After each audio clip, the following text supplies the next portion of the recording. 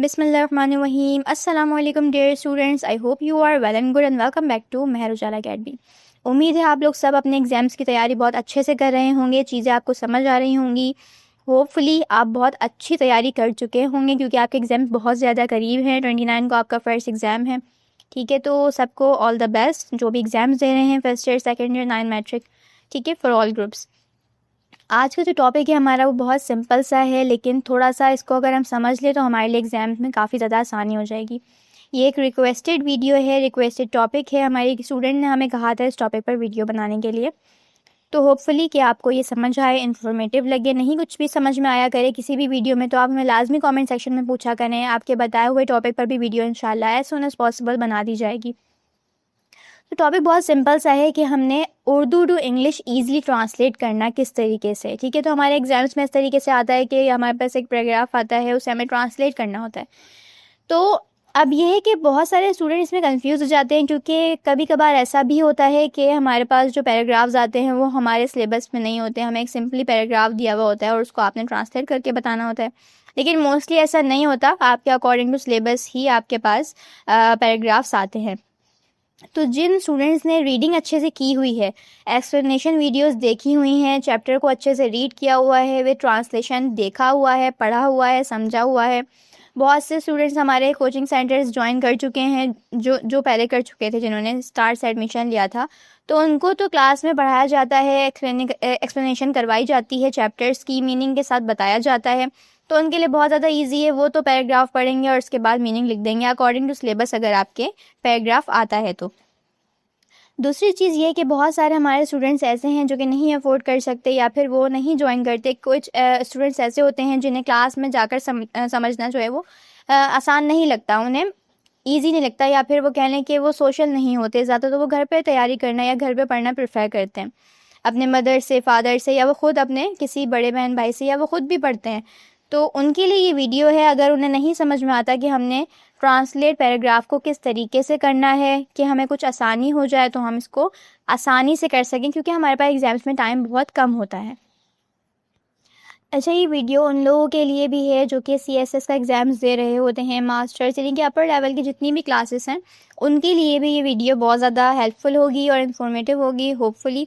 तो अगर वो भी ये वीडियो देखकर कुछ समझ सकें तो ये बहुत अच्छी बात है। इस तरह की जो बड़ी क्लासेस होती हैं उनके पास भी इस तरह के पैराग्राफ्स आते हैं। उर्दू में आपको पूरा पैराग्राफ दिया हुआ होता है, ठीक है, और आपको उसमें इंग्लिश में ट्रांसलेट करना होता है, ठीक है। अब दोनों चीज़ें हो सकती हैं, या तो आपको इंग्लिश में ट्रांसलेशन दी जाए या तो आपको उर्दू में ट्रांसलेशन दी जाए। दोनों को करने का मेथड एक ही है, क्योंकि हमें क्या करना होता है, हमें सेंटेंस के सेंस को समझना होता है। पहले तो हम इसका आसान तरीका समझेंगे इस वीडियो में आज। तो स्टार्ट करते हैं वीडियो को। आपने सबसे पहले क्या करना है, आपने समझना है कि सेंटेंस में आपसे कहा क्या जा रहा है। आपने सेंटेंस को ट्रांसलेट नहीं करना होता, आपने सेंस देखनी होती है, उस सेंटेंस में आपसे क्या बात कही जा रही है। तो आप उसको ईजिली कन्वर्ट कर सकते हैं अदर लैंग्वेज में। अगर आपसे कहा गया है उर्दू में, आपको कई सेंटेंस दिया गया और आपको कहा गया इसे इंग्लिश में ट्रांसलेट करें, तो आपने आसान वर्डिंग को चूज़ करना है, ठीक है। बहुत ज़्यादा हाई लेवल वर्डिंग आपने यूज़ नहीं करनी होती क्योंकि ये आपका बेसिक एग्जाम है, ठीक है। आपने क्या करना है, आपने सिंपली उस सेंटेंस को दूसरी लैंग्वेज में कन्वर्ट करके बताना है। तो आपको कोई ज़रूरत नहीं है कि आप IELTS लेवल पर आप उसको आंसर करें या फिर बहुत ज़्यादा हाई लेवल पर आप उसको ट्रांसलेट करके बताएं। आपसे क्वेश्चन में पूछा गया है, अब ये हर किसी क्लास के लिए, मास्टर लेवल हो गया आपका, CSS हो गया आपका, 9th matric, first year, second year, तमाम ही स्टूडेंट्स के लिए ये सिंपल सी चीज़ है। आपने सबसे पहले इसको समझना है कि आपसे अगर ट्रांसलेशन पूछी गई, चाहे वो इंग्लिश टू उर्दू हो या फिर उर्दू टू इंग्लिश हो, आपने क्या करना है, सेंस देखना है कि आपसे उस सेंटेंस में पूछा क्या जा रहा है या फिर उस सेंटेंस में बताया क्या गया है, ठीक है। या आपको ये पैराग्राफ में दिया जाए या आपको सिंपल सेंटेंसेस आपको ट्रांसलेट करने के लिए दिए जाए, तो आपने क्या देखना है कि आप सेंस क्या है उस सेंटेंस की, आपसे पूछा क्या जा रहा है उस सेंटेंस के अंदर, ठीक है। अब बहुत से स्टूडेंट्स हमारे क्या करते हैं, वो बहुत ज़्यादा परेशान हो जाते हैं कि भाई सेंटेंसेस आ रहे हैं, अब हमें तो बहुत ही मतलब टिपिकल इंग्लिश में से बताना होगा, इसे ट्रांसलेट करना होगा, इसे कन्वर्ट करना होगा अदर लैंग्वेज में। देखिए, इंग्लिश भी एक लैंग्वेज है, उर्दू भी एक लैंग्वेज है, ठीक है। हमें उर्दू आती है, बहुत सारे ऐसे भी लोग हैं जिन्हें उर्दू नहीं आती, उन्हें इंग्लिश आती होगी। तो आपने क्या करना है, ट्रांसलेट करना है बहुत ही सिंपल लैंग्वेज में, बहुत ही सिंपल वर्डिंग में। वही, बहुत हाई लेवल पर जाने की ज़रूरत नहीं है, आपको IELTS के लेवल पर जाने की ज़रूरत नहीं है। अब जब स्टूडेंट्स हाई लेवल पर जाकर उसे कन्वर्ट करने की कोशिश करते हैं दूसरी लैंग्वेज में तो बहुत प्रॉब्लम हो जाती है।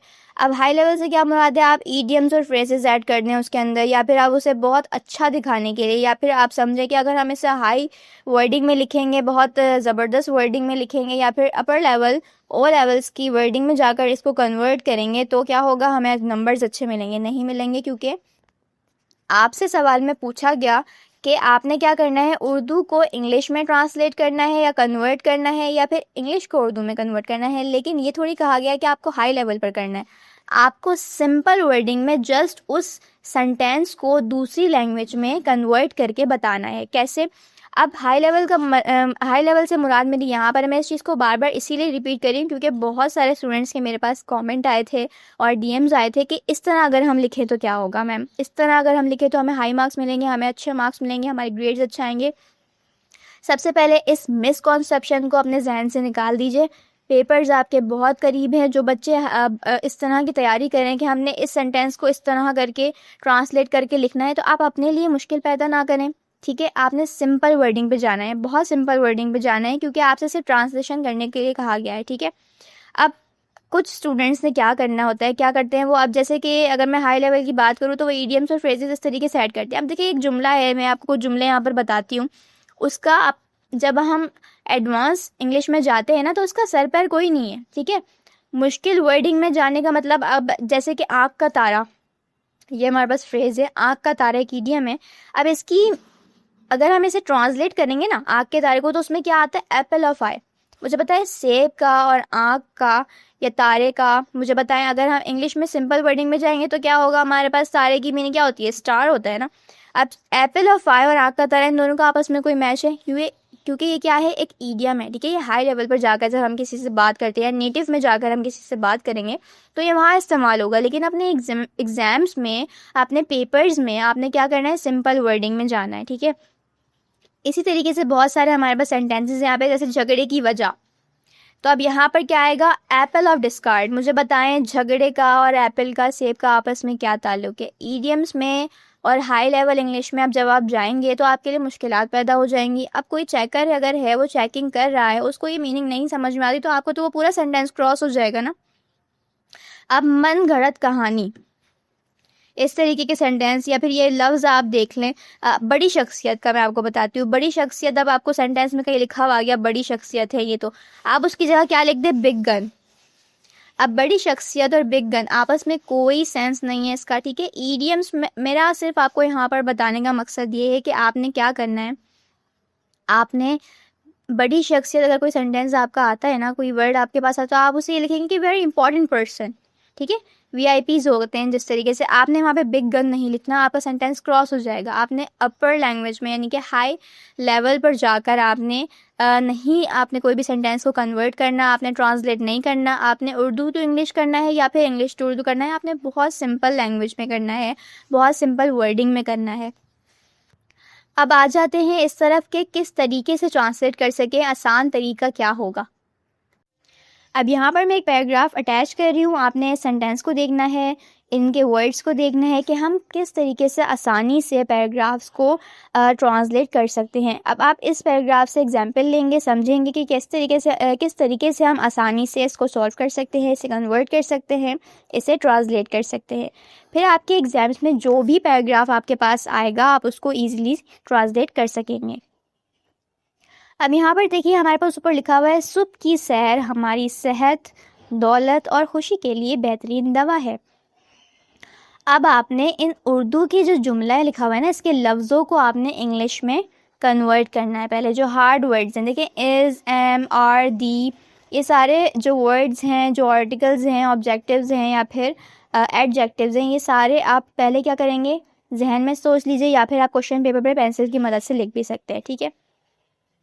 आर्टिकल्स जो होते हैं वो तो आपको पता है क्या है, ठीक है, वो आप खुद से ऐड कर सकते हैं। हमने एडजेक्टिव्स और ऑब्जेक्टिव्स और वर्ब्स को देखना है, उसकी मीनिंग को देखना है, ठीक है। हम यहाँ पर देख लेते हैं, मॉर्निंग से स्टार्ट करते हैं, सुबह, उसको हम ट्रांसलेट करेंगे तो क्या आएगा, मॉर्निंग, ठीक है। सैर को हम लिखेंगे वॉक, ठीक है। उसके बाद हमारी सेहत, सेहत के लिए क्या होता है, हेल्थ, दौलत, वेल्थ, खुशी, हैप्पीनेस, बेहतरीन दवा है, तो हम यहाँ पर मेडिसिन भी कर सकते हैं इसको, बेस्ट मेडिसिन। अब इन तमाम वर्ड्स को जो कि आपने कन्वर्ट किए हैं, ट्रांसलेट किए हैं, उनको हम एक साथ मर्ज करके एक सेंटेंस की शक्ल देंगे। किस तरीके से? Morning walk is the best medicine for our health, wealth and happiness. उसके बाद दूसरा जुमला हम देखेंगे, ये हमें तंदुरुस्त रहने और तंदुरुस्त रखने में मदद करती है।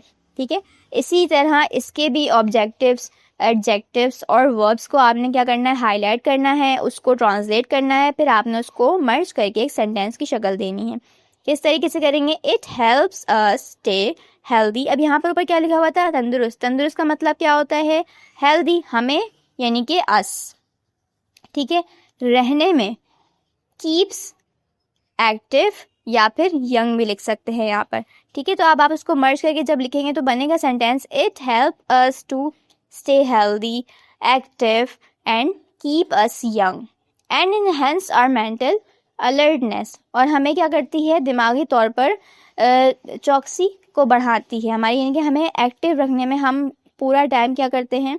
एक्टिव रहते हैं, दिमाग से अच्छे से सोच सकते हैं। तो आप इसमें क्या करना है?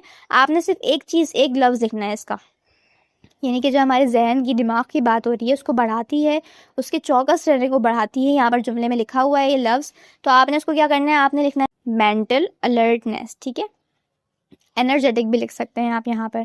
तो इसी तरीके से आपने जो जो आपके पास वर्ड्स आपको नज़र आ रहे हैं ना हार्ड, आपने उसको पहले ट्रांसलेट करना है, उसकी मीनिंग को ऊपर लिखना है, फिर तमाम लफ्ज़ जो आपने लिखे होंगे उनको एक साथ मर्ज करके आपने एक सेंटेंस बनाना है।